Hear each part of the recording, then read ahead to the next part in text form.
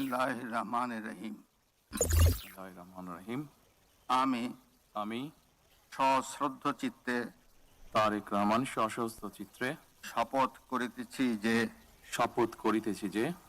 আমি আইন অনুযায়ী আইন অনুযায়ী সরকারের প্রধানমন্ত্রী পদের কর্তব্য বিশ্বস্ততার সহিত পালন করিব। বিশ্বস্তার সহিত পালন করিব।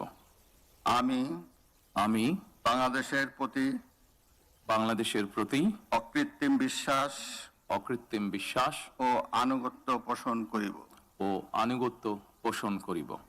আমি সংবিধানের রক্ষণ, সমর্থন ও নিরাপত্তা বিধান করিব। আমি ভীতি বা অনুগ্রহ, অনুরাগ বা বিরাগের বশবর্তী না হইয়া সকলের প্রতি আইন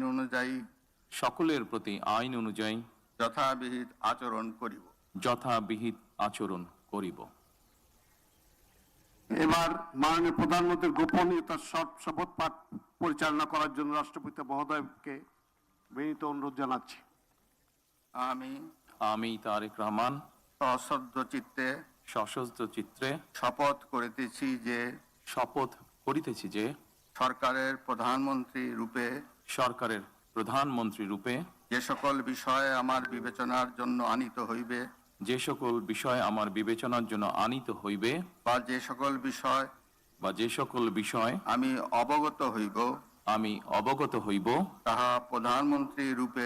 তাহা প্রধানমন্ত্রী রূপে যথাযথভাবে আমার কর্তব্য পালনের প্রয়োজন ব্যতীত